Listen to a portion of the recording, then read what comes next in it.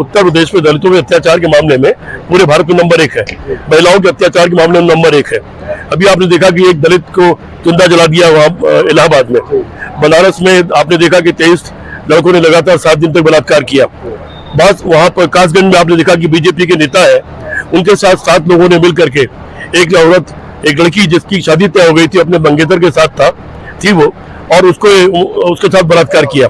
तो ये सरकार बलात्कार, लूट, झूठ इस सबसे बिल्कुल आगे बढ़ चुकी है। भ्रष्टाचार आसमान पर पहुंच गया। इसके खिलाफ भी हमारी लड़ाई है। मेरे साथ बातचीत करने के लिए मौजूद हैं सीपी राय जी, जो कांग्रेस पार्टी के वरिष्ठ नेता हैं। सीपी राय जी, आज आप आजमगढ़ में आए हैं, किन मुद्दों को लेकर कांग्रेस पार्टी जनता के बीच में जा रही है? अभी तो आज तो जो मुद्दा था वो सिर्फ इनका ज्वाइनिंग का था। अध्यक्ष जी नए जिलाध्यक्ष बने और आज उनका के घर भवन करना था। आज विशाल जुलूस निकला छठियाओं से, जिसमें सैकड़ों गाड़ियां थी, सैकड़ों स्कूटर, मोटरसाइकिल थी, और ऐसा लगता है जन सैलाब आया हुआ है। मुझे किसी तीसरे आदमी ने फोन करके बताया कि बहुत विशाल जुलूस निकला हुआ है, जो उन्होंने कभी देखा नहीं था। इसलिए आज भी है आजमगढ़ के रहने वाले। तो आज ये तो दिखा दिया कांग्रेस पार्टी ने कि कांग्रेस पार्टी अगर चाहे तो कुछ भी कर सकती है, उसमें कोई कमी नहीं है। लोग बहुत है, उनको निकालने की बात है। मुन्ना जी बहुत ही व्यवहार कुशल व्यक्ति है, अभी निकलेंगे, और जैसा वो अभी आप लोग बता रहे थे कि ब्लॉक तक वो खुद दौरा करेंगे, और कोई भी जिला अध्यक्ष अगर ब्लॉक तक दौरा करने लगे, अब ब्लॉक के नीचे जो सेक्टर बना रखा है चुनाव आयोग ने, सेक्टर तक चला जाए और फिर जहां तक हो सके जितने बूथ पर संभव वहां तक जा सके, तो वो एक बार अपना पूरा नेटवर्क तैयार कर लेगा। जिस नेता के पास अपना नेटवर्क होता है, फिर उसके लिए संघर्ष करना और पार्टी को खड़ा करना बहुत आसान होता है। सारी पार्टियां ऐसी खड़ी हुई हैं। संघर्ष के द्वारा जनता आपको पहचानती है, जनता ये देखती है कि आप उसके सुख दुख उसके साथ खड़े हैं, फिर जनता आपका साथ देती है। राहुल गांधी जिन मुद्दों को लेकर जनता के बीच में जा रहे हैं और जो जन सैलाब उमड़ रहा है, तो क्या कहना है, आने वाला भविष्य किसका हो? आने वाला भविष्य कांग्रेस का है। उत्तर प्रदेश में कांग्रेस पार्टी 35 साल से लोगों ने नहीं देखा है। देश में तो देखते रहे, देश में तो अभी पीछे भी मनमोहन सिंह की सरकार 10 साल थी, विभिन्न प्रदेशों में सरकार रहती आती जाती रहती है, लेकिन अब जनता उब चुकी है। मुझे बीजेपी के एक बड़े नेता कल मिले थे, मैंने उनसे पूछा कि आप लोग उबे नहीं कि ये मंदिर मस्जिद तो ढूंढ रहे हैं आज तक आप? दुनिया चांद पर पहुंच रही है, मंगल पर पहुंच रही है, दुनिया बस्ती बचाने की बात कर रही है, दुनिया कैंसर की दवाई ढूंढने की बात कर रही है, और जाने क्या क्या हो रहा है। एक से एक बड़े बड़े काम हो रहे हैं। मानवता कैसे आगे चल के जिंदा रहे उस पर काम हो रहे हैं, और आप मानवता कैसे खत्म हो उस पर काम कर रहे हो, उबे नहीं। वो कह रहे सच बात ये कि अब हम लोग उब गए हैं, हम भी परेशान हो गए इस सब नीतियों से। बीजेपी भी संविधान की बात कर रही है और डॉक्टर अम्बेडकर को लेकर भी वो कार्यक्रम चला रही है, लेकिन याद रखना पड़ेगा कि जब संविधान बना था तो बीजेपी ने संविधान जलाया था। ये भी याद रखना पड़ेगा, तिरंगे झंडे को जलाया था। ये भी याद रखना पड़ेगा कि रामलीला मैदान में आरएसएस का सम्मेलन हुआ था, और उस सम्मेलन में जवाहरलाल नेहरू और बाबा साहब अम्बेडकर की तस्वीर जलाई गई थी। ये सब हम जनता को याद दिला रहे हैं। और लोग अब आजकल तो बहुत आसान हो गया है, गूगल पर चेक कर लीजिए, ग्रोक पर चेक कर लीजिए, सारा रिकॉर्ड मिल जाता है। जितना झूठ इन्होंने बोला है वो आजकल आम आदमी ग्रोक पर जाकर के चेक कर रहा है, और सब इतिहास निकल के आ जा रहा है, इनका सारा सच सामने आ रहा है। जैसे बीजेपी बौद्धिक गवारों की पार्टी है, बौद्धिक रूप से उसके पास कोई न सपने हैं, न सिद्धांत है, न कोई संकल्प है। आप घर भी बनाते हैं तो एक सपना आपका होता है कि आपके घर होगा, कितना बड़ा होगा, किधर ड्राइंग रूम होगा, किधर बाथरूम होगा, किधर किचन होगा।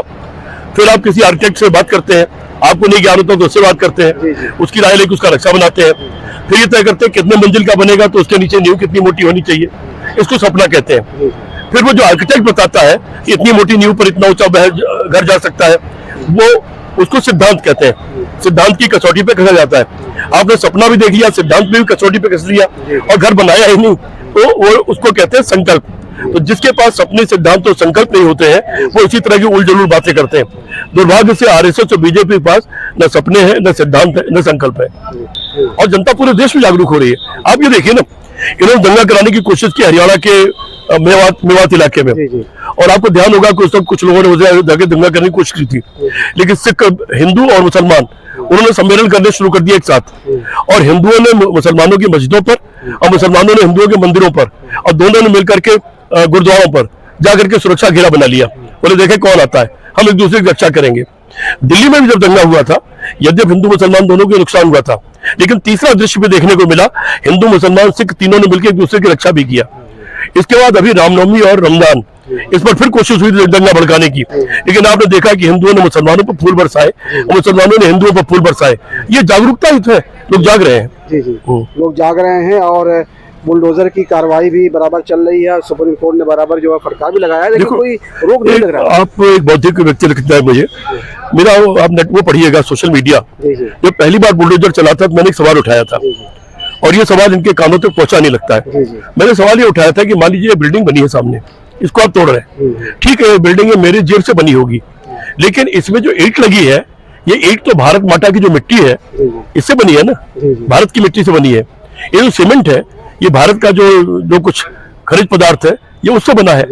उसमें जो लेबर लगी है वो इस भारत माता के बेटों ने मिलकर के उसको बनाया है। तो आप जब किसी बिल्डिंग को नष्ट करते हैं तो आप भारत माता की चीजों को नष्ट कर रहे हैं, भारत को नष्ट कर रहे हैं आप। मैंने तो ये कहा था कि बिल्डिंग तोड़ क्यों रहे हैं?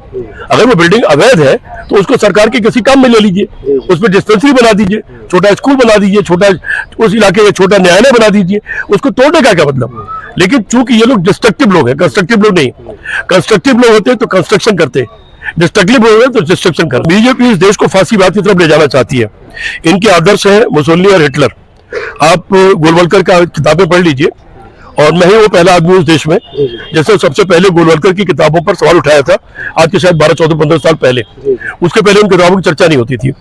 पहली बार मैंने ही एक बड़े न्यूज चैनल पर देश के उन किताबों का विधिवत वर्णन किया, उनके क्या क्या लिखा उसका वर्णन किया, और मैंने बताया कि गोलवलकर ये चाहते थे कि इस देश में हिटलर जैसा शासन हो, एक पार्टी का शासन हो, एक आदमी का शासन हो। सावरकर तो ये चाहते थे कि भारत का राजा नेपाल का राजा बना दिया जाए, वो तो ये चाहते थे। इसका भी रिकॉर्ड आपको मिल जाएगा। और गोलवलकर ये कहते थे महिलाओं इत्यादि को स्थान नहीं मिलना चाहिए, दलितों को स्थान नहीं मिलना चाहिए, इस तरह की इनकी सोच थी। तो पहली बार उनके सारे मुद्दों को मैंने ही उठाया था। उसके बाद फिर अब तमाम लोग उस बारे में बोलने लगे, वो करने लगे हैं। गोलवलकर जो है उनकी किताबें वो बीजेपी आरएसएस की गीता है, वही उनकी रामायण है, वही उनके वेद और ग्रंथ है, वही उनके आदर्श हैं। वो उनके आदर्श का राज्य स्थापित करना चाहते हैं, जिसमें जो आरएसएस का चीफ होगा वो भारत का चीफ हो जाएगा, फौज न्यायालय सारी चीज उसके अंडर में होगी। नाम के लिए वही प्रधानमंत्री नियुक्त करेगा जो विदेशियों से मिला जुला करेगा। एक पार्टी का रूल होगा, और एक पार्टी जो चाहेगी वो आप पहनिए, जो कहेगी खाइए, जो कहेगी पढ़िए। उसके अलावा आपने कुछ किया तो चौराहे पे आपकी लाश पड़ी होगी या कहीं पे सड़ रहे होंगे। एक ऐसा राज्य स्थापित करना चाहता आरएसएस। ये थे कांग्रेस पार्टी के वरिष्ठ नेता, बड़े नेता सीपी राय जी, जो हमसे बातचीत कर रहे थे। खबरों में चाहे कि शमीम जराजपुरी, आजमगढ़।